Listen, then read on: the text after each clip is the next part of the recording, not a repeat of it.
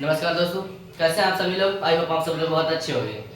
आइए दोस्तों, आप सभी का अपने यूट्यूब चैनल अजय टेक्स्ट पर आपका हार्दिक स्वागत करता हूं। जैसे कि दोस्तों आप लोग जानते ही हो, आज न्यू अभ्यास 13A 13 अभ्यास में देखिए क्या है, व्रत जो है ना, ये अभ्यास आपके आज शुरू हो रही है। देखिए इसमें आपका क्वेश्चन नंबर 1, देखिए पहला क्वेश्चन आपका इसमें है। पहला क्वेश्चन देखिए, क्वेश्चन नंबर 1 कहता है कि पार्श्व चित्र 13.7। देखिए यहाँ पर नंबर डालने पर डाला नहीं, चित्र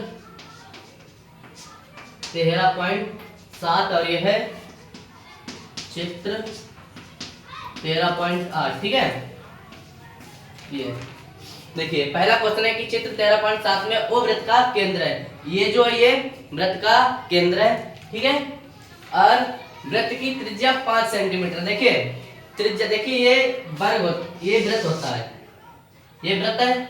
और जो यहाँ पे बीच में ये जो होता है ये केंद्र होता है। केंद्र को ए से नोट करते हैं, ओ से नोट करते हैं। ठीक है केंद्र कहीं पर हम ओ से नोट करते हैं वृत्त में। अब देखिए जो केंद्र से परिधि को मिलाने वाली रेखा होती है, ये केंद्र से परिधि तक ये त्रिज्या होती है। ठीक है, ये होती है त्रिज्या, ये होती है त्रिज्या। ठीक है, और परिधि से परिधि को मिलाने वाली रेखा होती है जो केंद्र से होकर ना जाए। परिधि से परिधि कहने यहां से इधर इस तरह से मिलाती है तो इसे हम बोलते हैं जीवा।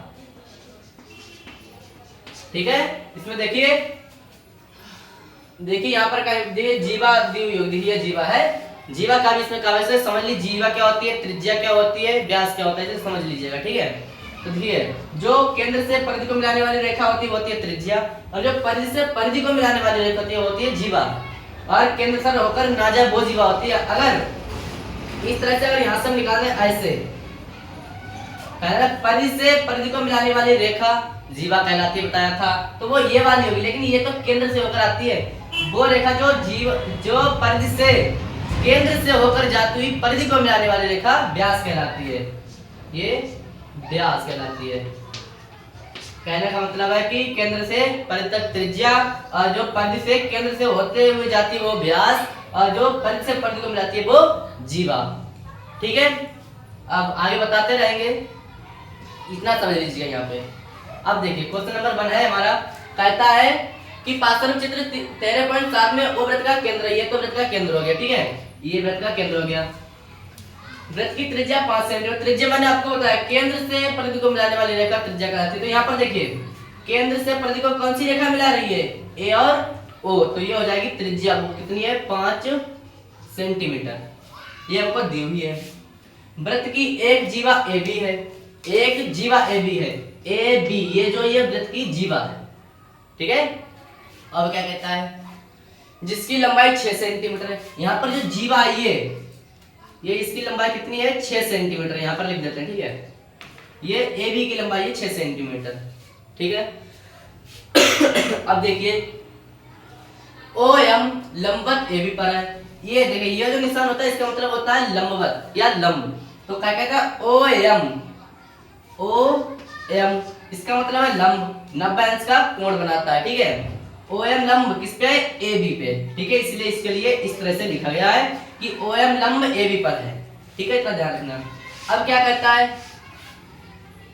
तो ओ एम की लंबाई ज्ञात कीजिए। तो ओ एम ये वाली लंबाई हमको ज्ञात करनी है। ठीक है, तो ध्यान से समझिएगा। देखिए ए ओ को कितना दे रखा है, लिख लेते त्रिज्या। चलो ऐसे लगाते। अब देखिए यहाँ पर एक त्रिभुज बन रहा है, ए ओ एन बन रहा है। तो सबसे पहले यहाँ पर करेंगे क्या, देखिए ए बी वाला पर हमको दिया हुआ है जीवा है, जो ए बी बराबर कितना दिया हुआ है, 6 मीटर। 6 मीटर दिया हुआ है, सॉरी 6 सेंटीमीटर। ठीक है, 6 सेंटीमीटर हमको दिया हुआ है। ठीक है, अब देखिए यहाँ पर 6 सेंटीमीटर। अब देखिए एक चीज ध्यान रखना, केंद्र से डाला गया लंब, केंद्र से डाला गया लंब जीवा को समविभाजित, अगर जो वो भी लंब वही जो जीवा पर डाला। देखिए केंद्र द्वारा जीवा पर डाला गया लंब जीवा को समविभाजित करता है। ठीक है, ये जो मैंने आपको बताया कि केंद्र से जीवा पर डाला गया लंब जीवा को समविभाजित करता है, ये चीज ध्यान रखना। ठीक है, अब देखिए जब ये केंद्र यहाँ से ये लंब डाला गया जीवा पर। तो कहने का मतलब ए बी को ये समविभाजित करेगा, करने बराबर दो भागों में बांटेगा ना। तो जितनी ए एम होगी उतनी ए एम बी होगी, जितनी ये होगी इतनी ही ये होगी, ठीक है, दो भागों में बांट देता है। तो देखिए जब ए बी बराबर इतना है तो हो जाएगा, देखिए ए एम बराबर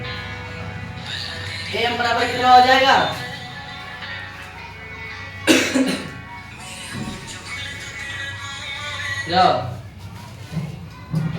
एम बराबर कितना हो जाएगा, मैंने आपको बताया केंद्र द्वारा जीवा पर डाला गया लंब जीवा को समविभाजित करता है। तो ये इसका आधा हो जाएगा, 6 का आधा करेंगे बटे में 2, कितना आ जाएगा 3, 2 तिया 6। तो एम बराबर कितना आ जाएगा 3 सेंटीमीटर, ठीक है।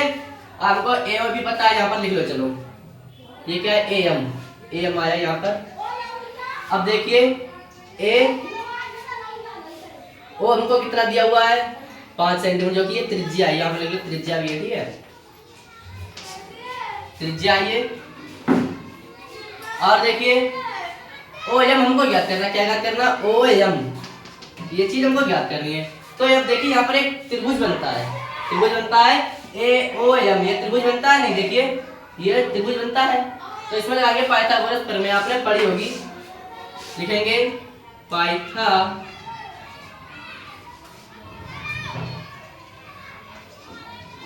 पाइथागोरस प्रमेय नहीं होता प्रमेय, ठीक है। पाइथागोरस प्रमेय क्या होता है, कर्ण स्क्वायर बराबर होता है लंब स्क्वायर प्लस आधार स्क्वायर, ठीक है।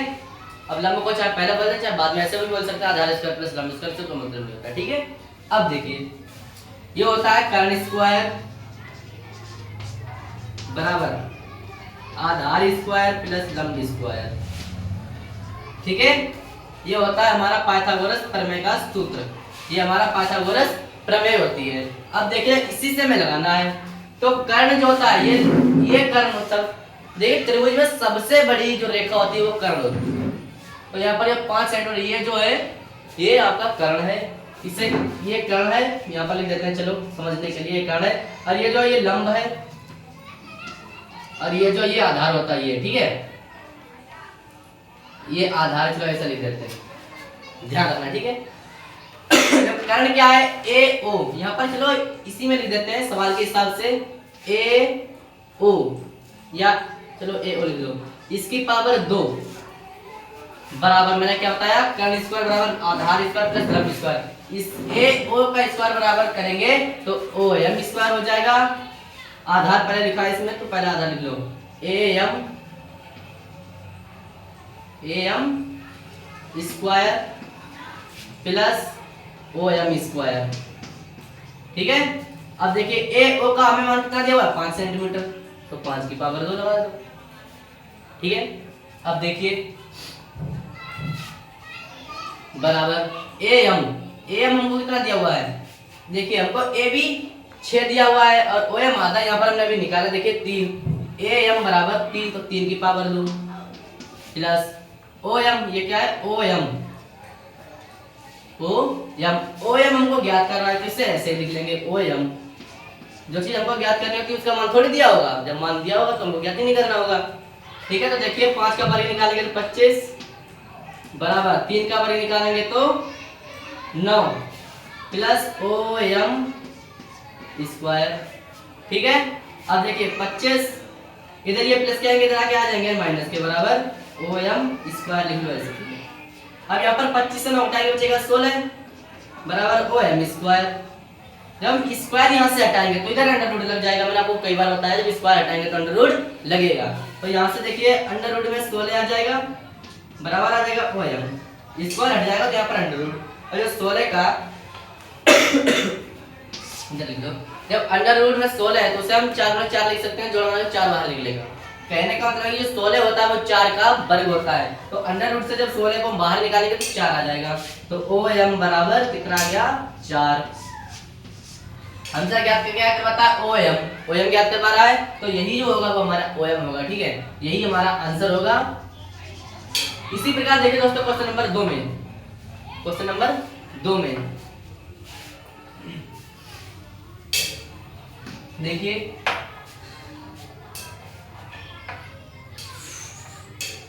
क्वेश्चन नंबर 2 में देखिए क्या कहता है। इसी प्रकार है क्वेश्चन नंबर 2 भी। देखिए दोस्तों, ये जो चित्र था क्वेश्चन नंबर 2 का था ना, उससे कोई मतलब नहीं, क्योंकि दोनों एक से ही बने हुए थे, ध्यान नहीं दिया, वैसे इसमें समझाते। ठीक है, कोई बात नहीं। अब दूसरा वाला इसमें समझाने, चित्र तो सेम ही है, ये इसे यहाँ पर बना लेंगे। चलो दूसरे नंबर वाले में इस तरह से, ठीक है।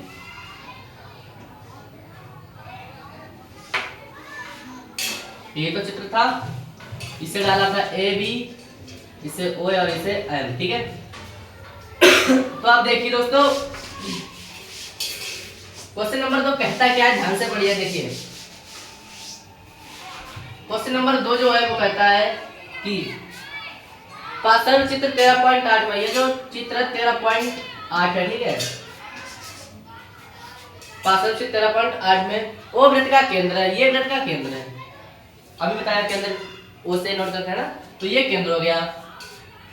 और वृत्त की त्रिज्या 13 सेंटीमीटर। त्रिज्या मैंने आपको क्या बताया, केंद्र से परिधि को मिलाने वाली रेखा त्रिज्या कहलाती है, ठीक है। तो ये हो जाएगी 13 सेंटीमीटर। या इधर लिख लो ओ ए बराबर, इसे मिटा दो। क्वेश्चन नंबर 1 वाला है ना ये सभी। क्वेश्चन नंबर 2 यहां से शुरू करते हैं।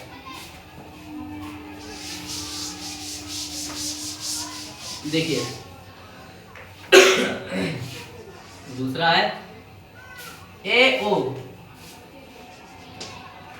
त्रिज्या ए ओ है, और ए ओ हमको त्रिज्या कितनी दे रखी है। देखिए वृत्त की त्रिज्या 13 सेंटीमीटर, ये हमको 13 सेंटीमीटर दे रखी है,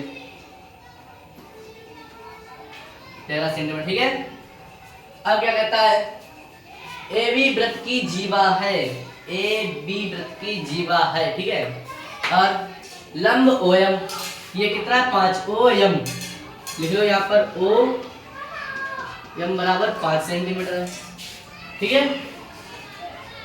ये 5 सेंटीमीटर हो गया। अब देखिए 5 सेंटीमीटर, तो जीवा ए बी की लंबाई ज्ञात कीजिए। तो जीवा ए बी की, देखिए हमको ये भी चीज दी हुई है, कितनी दी हुई है 13, और ये हमको दी हुई है 5, ठीक है। ज्ञात क्या करना है, ए एम। पहले देखिए ज्ञात तुमसे ए बी करवाता है जीवा, देखिए तो जीवा ए बी की लंबाई ज्ञात कीजिए, लेकिन पहले हम निकालेंगे इसे, तभी हम जीवा निकाल सकते हैं, ठीक है। तो देखिए ए हम निकालेंगे, क्या चिन्ह दिया हुआ है, ए एम, इसे निकालेंगे। वही हमारा त्रिभुज में, ये तो त्रिभुज बन गया, ठीक है। तो इसमें देखिए वही सूत्र पाइथागोरस प्रमेय वाला, पाइथागोरस प्रमेय, बिल्कुल अभी बताइए क्या बताई थी, कर्ण स्क्वायर, क्या बताया था, कर्ण स्क्वायर। कर्ण इसमें क्या है, ए ओ, तो ए ओ की पावर 2 बराबर आधार स्क्वायर प्लस लंब स्क्वायर। आधार ये होता है, लंब ये होता है, ठीक है। तो A M square, A M square plus लंब स्क्वायर ओ एम स्क्वायर, ठीक है। अब देखिए ए ओ हमको कितना दिया हुआ है 13, तो इसकी पावर 2 लगा दो, बराबर ए एम हमको कितना दिया हुआ है, नहीं दिया हुआ है, ये ज्ञात करना, इसे ऐसे लिखा लेना ए एम, ठीक है। प्लस ओ एम हमको दिया हुआ है, ओ एम कितना दिया हुआ है 5, तो यहाँ पर 5 की पावर 2 लगा दो, ठीक है। अब देखिए जब देखिए 13 का वर्ग निकालेंगे 169 होता है, ए एम स्क्वायर प्लस 5 का वर्ग निकालेंगे तो 25 हो जाएगा, ठीक है। अब देखिए, और ये 25 जो इसके लिए इधर लेके आएंगे 169, इधर ये प्लस के आएंगे, इधर के हो जाएंगे माइनस के 25 बराबर ए एम स्क्वायर, ठीक है। अब देखिए इसे हम इस तरफ लिख लेते हैं, इससे कोई मतलब थोड़ी, दोनों चीज बराबर है, ये और ये बराबर है ना, तो बराबर लिख लेते हैं। ए एम स्क्वायर बराबर 169 माइनस के 25, ठीक है। तो देखिए ए एम बराबर, सॉरी स्क्वायर बराबर 169 से 25 घटाएंगे, देखिए 5, 9 से 5 जाएंगे 4, 6 से 2 जाएंगे 4, इधर 144 आएगा। फिर स्क्वायर हटाएंगे, ए एम बराबर, तो ये चीज अंडर रूट में आ जाएगी। जब 144 को अंडर रूट से बाहर निकालते हैं तो आता है 12, ठीक है। कितना आता है, 12 आता है। क्यों, क्योंकि 144 12 का वर्ग होता है। ठीक है, तो देखिए 140 का वर्ग होता है, तो am बराबर 12 है। अब ये क्या है, am बराबर 12 है, ध्यान से समझना। देखिए ये हमारा 12 आ गया, ये 12 आ गया। हमसे क्या कहता है, जीवा AB की लंबाई ज्ञात कीजिए। AB हमको थोड़ी बार पता लगा, हमको AM पता लगा ना। कहने का मतलब, अब देखिए मैंने आपको अभी बिल्कुल अभी एक प्रमेय बताई थी, जीवा द्वारा केंद्र पर, ठीक है, जीवा द्वारा केंद्र पर डाला गया लंब जीवा को समद्विभाजित करता है। तो देखिए जीवा द्वारा केंद्र पर डाला, सॉरी केंद्र द्वारा जीवा पर डाला गया लंब जीवा को समद्विभाजित करता है। कहने का मतलब कि यहाँ से यहाँ तक आदि है, और जब आदि का मान 12 पूरे का मान कितना होगा, 2 गुना हो जाएगा। ठीक है, ठीक है। अब देखिए जब ये आदि होती है, पूरे का जब निकालेंगे तो 2 से गुणा करेंगे, क्योंकि 2 गुना होता है। ठीक है, तो देखिए ज्ञात करेंगे AB बराबर, ऊपर लेते हैं, AB बराबर 2 गुणे 12 हो जाएगा, इसका 2 गुना हो जाएगा। ठीक है, तो AB बराबर कितना आ जाएगा, 24 सेंटीमीटर। ये हमसे ज्ञात करवाता है जीवा AB। ठीक है, तो यही हमारा आंसर हो जाएगा। तो उम्मीद करता हूँ कि यह क्वेश्चन आपको बहुत ही अच्छी तरह से समझ में आ गया होगा। ठीक है, जब आपको क्वेश्चन समझ में आया होगा तो वीडियो भी अच्छी लगी होगी। अगर आपको वीडियो अच्छी लगी है तो वीडियो को लाइक कीजिएगा, चैनल के लिए सब्सक्राइब कीजिएगा और अपने दोस्तों के साथ शेयर कीजिएगा। ठीक है, धन्यवाद।